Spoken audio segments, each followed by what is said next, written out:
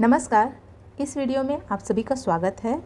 इस वीडियो में हम लोग पढ़ने वाले हैं तृतीय पाठः छत्तीसगढ़ प्रदेशस्य वनानि, जिसका अर्थ होता है छत्तीसगढ़ प्रदेश के वन। तो पाठ के नाम से ही पता चल रहा है कि हम इस अध्याय में पढ़ने वाले हैं छत्तीसगढ़ प्रदेश के वन के बारे में। ठीक है, चलिए तो इसे पढ़ना अब शुरू करते हैं। छत्तीसगढ़ प्रदेशः वनानां दृष्ट्या समृद्धः वर्तते। छत्तीसगढ़ प्रदेश वनों की दृष्टि से समृद्ध है। ठीक है, वना नाम का अर्थ होता है वनों की, दृष्टया का अर्थ होता है दृष्टि से, समृद्ध मतलब समृद्ध, वर्तते मतलब है। ठीक है, समृद्ध है।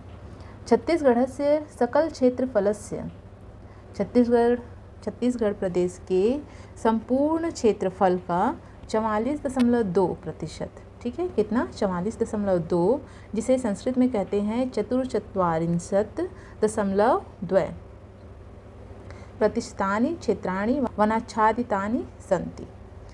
संपूर्ण छत्तीसगढ़ के क्षेत्रफल का 44.2% जो क्षेत्र है वह वनों से ढका हुआ है।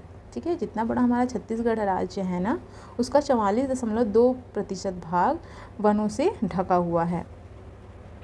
एतानि वन क्षेत्राणि राष्ट्रस्य वन क्षेत्राणाम् अनुमानितं 12.26%।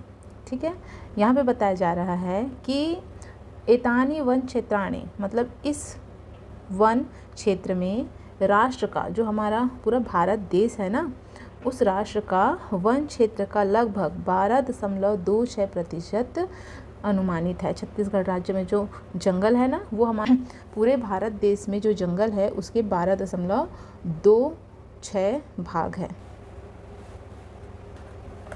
वनम अस्माकं महान निधि अस्ति।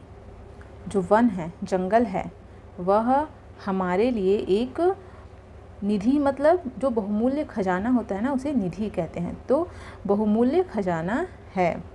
न केवलं वनानां रमणीयता मनांसि रंजयति अपितु अनेन पर्यावरणमपि सुरक्षितं भवति। यह न केवल अपनी सुंदरता से हमारे मन को प्रसन्न करती है, अपितु इससे हमारा जो पर्यावरण है वह भी सुरक्षित होता है। जंगलों से, है ना, वातावरण शुद्ध होता है, हमें शुद्ध वायु मिलती है। अब आगे देखिए, ये घटका पारिस्थितिक तंत्रं प्रभावयन्ति तेषु घटकेषु वनम सर्व प्रमुखमस्ति। ये जो कारक हैं, ये जो घटक हैं, वो हमारे पर्यावरण तंत्र को भी प्रभावित करता है। उनके जो घटक है, देखिए उनके घटक वन हमारे लिए सबसे महत्वपूर्ण हैं। वस्तुतः वनम वसुंधरायाः सुरक्षा वलयमस्ति। वास्तव में जो वन है पृथ्वी का सुरक्षा कवच है। सुरक्षा वलयमस्ति मतलब कि सुरक्षा कवच है। जो वन है ना, जंगल, वो पृथ्वी को सुरक्षित रखता है। वृष्टि मुख्यम कारणम वनमेव अस्ति। वर्षा का मुख्य कारण, वृष्टि मतलब कि वर्षा, तो वर्षा का जो मुख्य कारण है वह क्या है? वन ही है। इदम शुद्धम वायु प्रददाति। वनों से ही वर्षा होती है और यह हमें शुद्ध वायु प्रदान करती है। मृत्तिकायाः अपर्दनम। मृत्तिकायाः अपर्दनम मतलब कि जो मिट्टी है उसका जो कटाव होता है ना, उसे कहते हैं मृत्तिकायाः अपर्दनम। न्यूनीकरोति। जो मिट्टी है उसका अपर्दन होता है, जो मिट्टी नष्ट हो जाते हैं, बारिश होती है ना तो बह जाते हैं, उसको कम करने का कार्य कौन करता है? वृक्ष ही करते हैं। तो मृत्तिकायाः अपर्दनम न्यूनीकरोति। मिट्टी का अपर्दन को कम करने का काम वन ही करते हैं। जो पेड़ पौधे होते हैं वही मिट्टी को जकड़ कर पकड़ के रखे रहते हैं और उसके अपर्दन होने से उन्हें बचाते हैं। जगतः तापमानस्य नियंत्रणम करोति। पूरे संसार का जो तापमान है उसका नियंत्रण कौन करता है? वन ही करता है। तो जगत यानी कि संसार के तापमान का नियंत्रण करती है।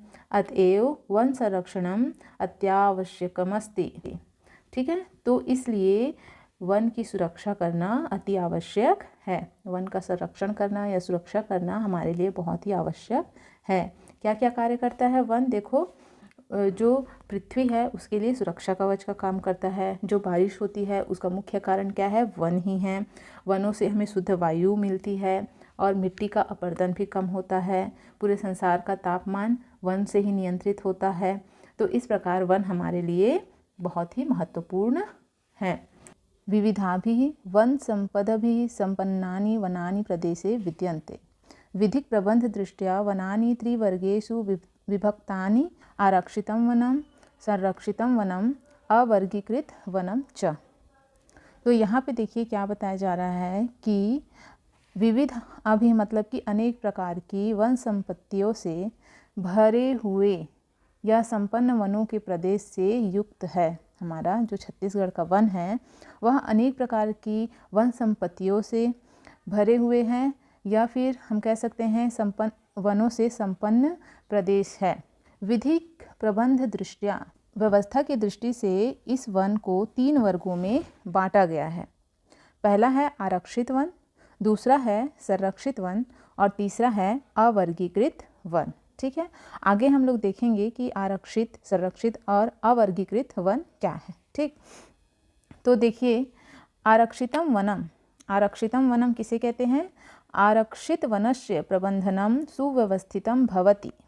जो आरक्षित वन होते हैं, आरक्षित वनों की व्यवस्था सुचारू रूप से व्यवस्थित होती है, व्यवस्थित होते हैं पूरी तरीके से। ठीक है, अस्य सुरक्षायाः विकासस्य च निश्चिताः योजनाः भवन्ति। इस जंगल की सुरक्षा के लिए और विकास की निश्चित इसकी सुरक्षा और विकास की निश्चित योजना होती है। ठीक है, इस जो आरक्षित वन है उसके विकास और सुरक्षा के लिए एक निश्चित योजना होती है। राष्ट्रीयोद्यानम अभयारण्यम च आरक्षितम वनम एव स्तः। तो जो हमारे राष्ट्रीय उद्यान होते हैं और अभयारण्य होते हैं ये आरक्षित वनों के अंतर्गत आते हैं। अगला है संरक्षितम वनम। संरक्षित वन क्या है? देखिए, संरक्षित वने संरक्षणेन सह उत्पादनाय गतिविधियः क्रियान्विताः भवन्ति। सुरक्षित वन में सुरक्षा के साथ साथ उत्पादन की गतिविधियां संचालित होती है। वन विभागाः योजनानुसारं वैज्ञानिक विधिनां वनोत्पादं प्राप्नोति। तो देखिए इस जंगल में क्या है, देखिए सुरक्षित वन में सुरक्षा के साथ साथ उत्पादन की गतिविधियां संचालित होती है। वन विभाग की योजना के अनुसार वैज्ञानिक विधियों से वन के उत्पाद प्राप्त होते हैं। अत्र उत्पादनेन सह वन संरक्षणम प्रथम लक्ष्यमस्ति।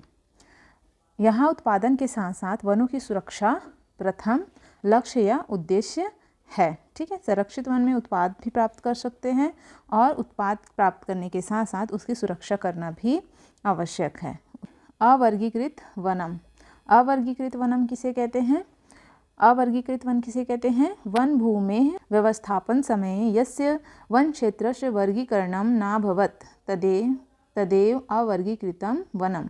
व्यवस्थापन के समय जिस वन की भूमि का वर्गीकरण नहीं हो पाया वह ही अवर्गीकृत वन है। ठीक है, जब व्यवस्था अंतर्गत वनों को बांटा जा रहा था तो आरक्षित वन और संरक्षित वन के बाद जिन जंगलों का हम वर्गीकरण नहीं कर पाए थे वे जंगल अवर्गीकृत वन के क्षेत्र में आते हैं।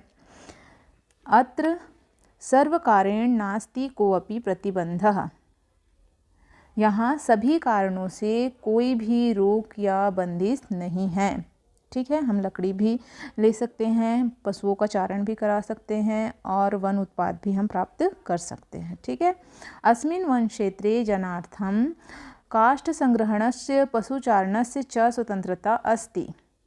देखिए इस वन क्षेत्र में लोगों को लकड़ी इकट्ठा करने और पशुओं को चराने की स्वतंत्रता है। ठीक है, छत्तीसगढ़ प्रदेशस्य वनानि उष्णकटिबंधीय श्रेण्यां वर्तन्ते। जो छत्तीसगढ़ प्रदेश का वन है वह वनों की दृष्टि से उष्णकटिबंध की श्रेणी में माना जाता है। एतानि वनानि अति गहनानि सन्ति।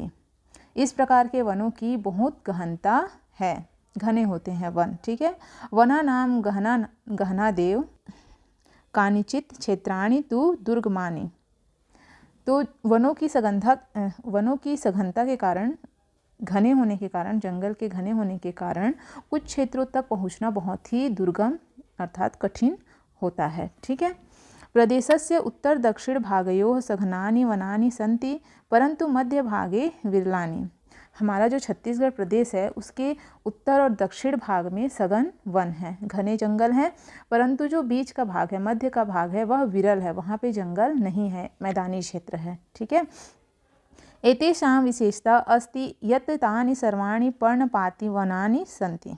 ठीक है, क्या कहा जा रहा है यहाँ पे कि इनकी विशेषता यह है कि ये सभी वन पतझड़ वाले वनों की प्रजाति के हैं। पतझड़ वाले वन मतलब कि जब पतझड़ का मौसम आता है ना, तो सभी पेड़ों के पत्ते झड़ जाते हैं, उसके बाद फिर से नए पत्ते निकलते हैं।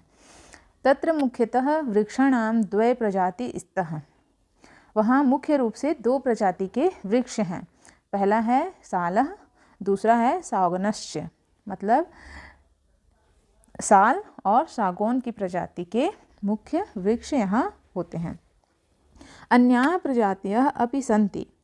खदिरः, तेन्दुः, वंशः, आमलकी, साजा, बीजा, धौरा, कर्रा, हल्दुः, मधुकश्चेति।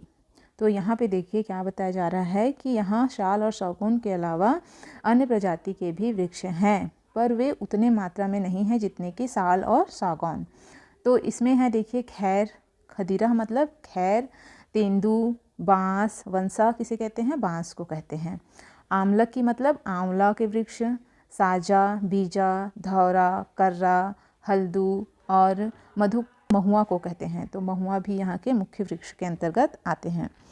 उपलब्धासु वनस्पतिषु औषधिपादपाः प्रचुर मात्रायाम उपलभ्यन्ते। देखिए, उपलब्ध वनस्पतियों में औषधीय पौधे पर्याप्त मात्रा में उपलब्ध होते हैं।